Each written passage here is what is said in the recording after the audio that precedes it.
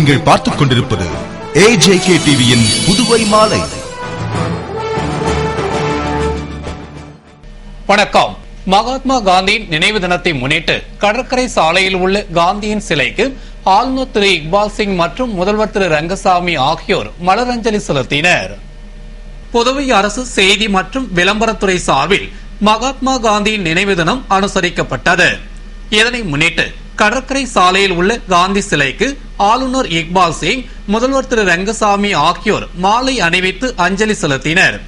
தொடர்ந்து சபாநாயகர் சபாபதி, துணை சபாநாயகர் TPR செல்வம், அமைச்சர்கள் ராஜவேலு, தியாகராஜன், பன்னீர்செல்வம், சட்டமன்ற உறுப்பினர்கள் நேரு, வைத்தியநாதன், தமிழ்ச்செல்வன், கார்த்திகேயன், தலைமை செயலர் சத்தியவதி, கலெக்டர் தீபக்குமார், DIG சுக்லா, வாரிய தலைவர்கள் மதி, ராஜேஷ், ரேவதி பர்குணன் உள்ளிட்டோர் மாலை அணிவித்து அஞ்சலி செலுத்தினர்.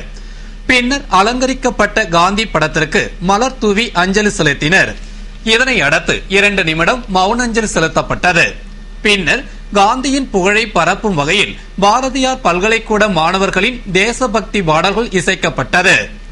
அதேபோன்று காங்கிரஸ் கட்சி சார்பில் மாநில தலைவர் AV சுப்பிரமணியன் தலைமையில் எதிர்க்கட்சி தலைவர் வைத்தியலிங்கம், முன்னாள் சட்டமன்ற உறுப்பினர் நீலகங்காதரன் மற்றும் நிர்வாகிகள் காந்தியின் திருவுருவ சிலைக்கு மாலை அணிவித்து மலர் தூவி அஞ்சலி செலுத்தினர்.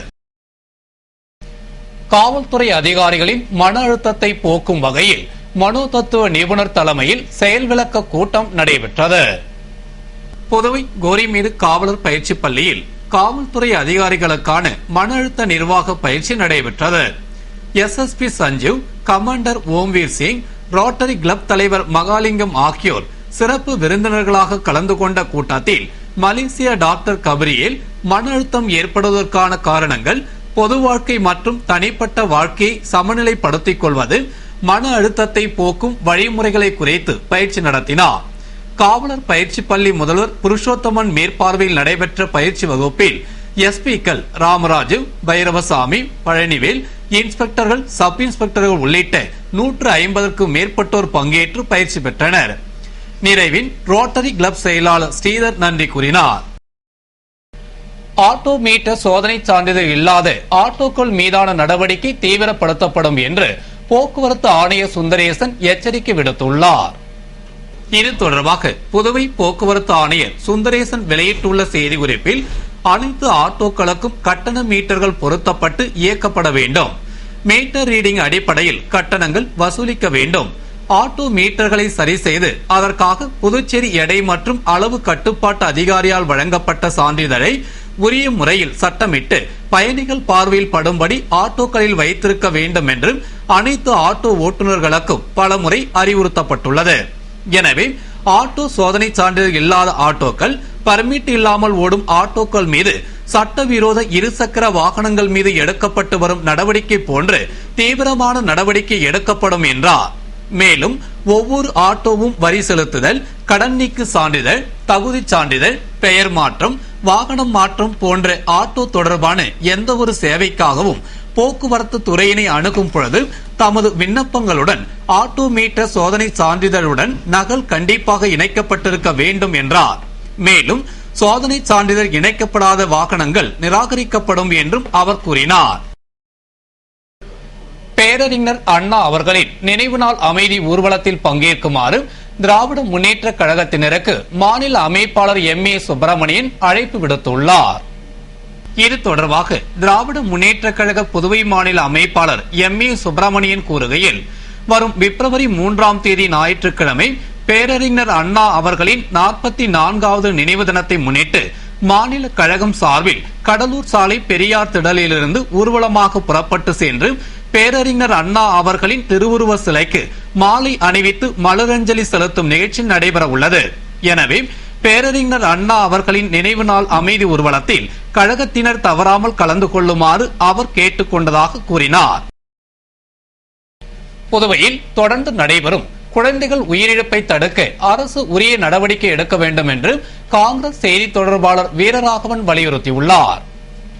இது குறித்து காங்கிரஸ் செய்தி தொடர்பாளர் வீரராகவன் கூறுகையில், புதுவை அரசு மகளிர் மற்றும் குழந்தைகள் மருத்துவமனையில் தொடர்ந்து குழந்தைகள் உயிரிழப்பு ஏற்படுவது மிகவும் வேதனையை அளிக்கிறது என்றும், கடந்த டிசம்பர் மாதம் 31ஆம் தேதி பிறந்த பிரான்சிஸ் என்பவரின் குழந்தைக்கு உடல்நிலை சரியில்லை என்று மருத்துவமனைக்கு சில தினங்களுக்கு முன்பு அழைத்து வந்தபோது மருத்துவர்கள் அதற்கு மருந்து கொடுத்து வீட்டிற்கு அனுப்பிவிட்டனர்.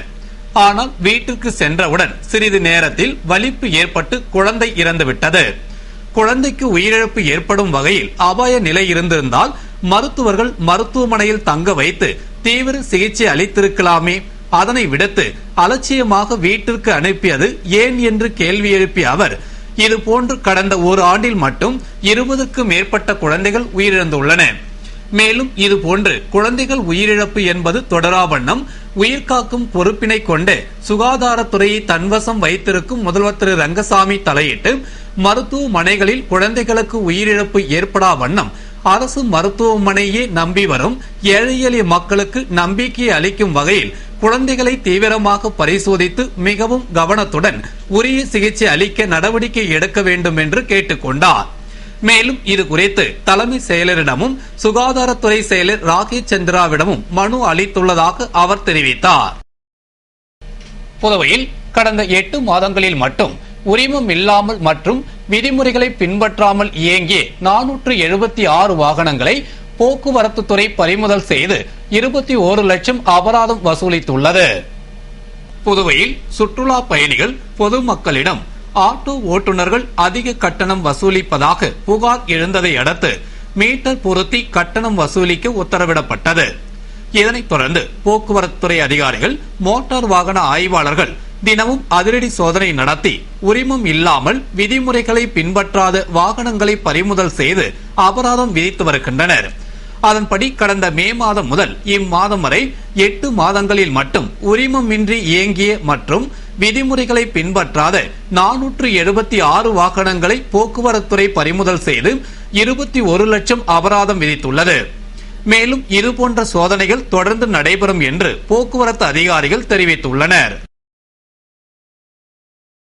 பல்வேறு கோரிக்கைகளை வலியுறுத்தி சிறை நிரப்பும் போராட்டத்தில் ஈடுபட்ட அரசு உதவி பெறும் ஆசிரியர்கள் கைது செய்யப்பட்டனர். புதுவை அரசு பள்ளி ஆசிரியர்களுக்கு அளிக்கப்படுவது போன்று அரசு உதவி பெறும் பள்ளிகளில் பணிபுரியும் ஆசிரியர்களுக்கும் ஏசிபி, எம்ஏசிபி, குழந்தைகளுக்கான கல்வி கட்டணம், எல்டிசி போன்ற சலுகைகளை வழங்க வேண்டும். அரசு உதவி பெறும் பள்ளிகளில் பணிபுரியும் ஆசிரியர்கள் ஊழியர்களுக்கு மாத கடைசி நாளில் ஊதியம் வழங்க வேண்டும்.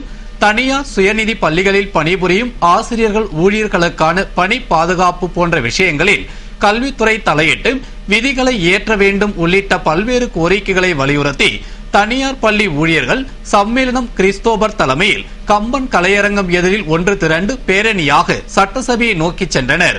பேரணியை சம்மேளன பாலமோகனன் துவக்கி வைத்தார். பேரணியாக சென்று சட்டசபை அருகே சிறை நிரப்பும் போராட்டத்தில் ஈடுபட்டு 82 ஆசிரியர்கள் உள்பட 100க்கும் மேற்பட்டோரை போலீசார் கைது செய்து வேனில் ஏற்றி கரிகுடோனுக்கு அழைத்துச் சென்றனர். புதுவை கல்வித்துறை மாநில பயிற்சி மையத்தில் போதைப் பொருள் பயன்பாட்டின் தீமை விளைவுகள் பற்றிய உயர்நிலை பள்ளி மாணவர்களுக்கான ஓவியப் போட்டி நடைபெற்றது. புதுடெல்லி சமூக நீதி மற்றும் உரிமைகள் அமைச்சகம் சார்பில் போதைப் பொருள் பயன்பாட்டின் தீமை விளைவுகள் பற்றிய தேசிய அளவிலான விழிப்புணர்வு தொடர்பாக உயர்நிலை பள்ளி மாணவர்களுக்கான மாவட்ட அளவிலான ஓவியப் போட்டி புதுவை கல்வித்துறை மாநில பயிற்சி மையத்தில் முனைவர் கிருஷ்ணன் தலைமையில் நடைபெற்றது. இதில் 6ஆம் வகுப்பு முதல் 10ஆம் வகுப்பு வரை பயிலும் அரசு மற்றும் தனியார் பள்ளி மாணவ மாணவிகள் பங்கேற்று ஆர்வமுடன் ஓவியம் வரைந்தனர். மாநில பயிற்சி மைய சிறப்பு பணி அலுவலர் கிருஷ்ணன் மேற்பார்வையில் நடைபெற்ற போட்டியில் வெற்றி பெற்றவர்களுக்கு பின்னர் பரிசுகள் வழங்கப்பட உள்ளது. இந்நிகழ்ச்சிக்கான ஏற்பாட்டினை பயிற்சி மைய விரிவுரையாளர் நாகேந்திரன் செய்திருந்தார். புதுவை உழவர்கரை நகராட்சி சார்பில் வரும் 3ஆம் தேதி முதல் சிறப்பு வீட்டு வரி வசூல் முகாம் நடைபெற உள்ளது என்று ஆணையர் முனுசாமி தெரிவித்துள்ளார். இதுகுறித்து உழவர்கரை நகராட்சி ஆணையர் முனுசாமி வெளியிட்டுள்ள செய்திக்குறிப்பில், வீட்டு வரி, சொத்து வரி செலுத்துவோர்களின் நலன் கருதி வரும் 3ஆம் தேதி முதல் 31ஆம் தேதி வரை விடுமுறை நாளான ஞாயிற்றுக்கிழமைகளில் காலை 9 மணி முதல் மாலை 5 மணி வரை இடைவிடாது வீட்டு வரி வசூல் சிறப்பு முகாம் நடைபெற உள்ளது என்றும், இந்த வாய்ப்பினை பயன்படுத்தி உழவர்கரை நகராட்சிக்கு உட்பட்ட அனைத்து வார்டுகளில் உள்ளவர்கள் வீட்டு வரியினை செலுத்துமாறு கேட்டுக்கொண்ட அவர், மேலும் சிறப்பு முகாம் வரும் 3ஆம் தேதி ரெயின்போ நகர் 10வது குறுக்கு தெருவில் உள்ள பாலாஜி சட்டப்பள்ளியிலும், 10ஆம் தேதி லாஸ்பேட்டை ஜவஹர் பவனிலும், 17ஆம் தேதி பாகமுடியான்பேட் அரசு ஆரம்ப பள்ளியிலும், 21ஆம் தேதி ஆலங்குப்பம் அரசு ஆரம்ப பள்ளியிலும் நடக்கிறது என்றார்.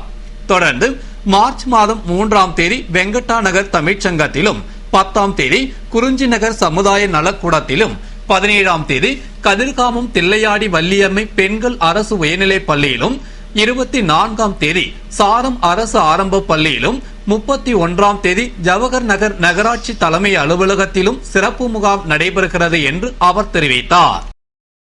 இத்துடன் செய்திகள் நிறைவடைகின்றன. வணக்கம்.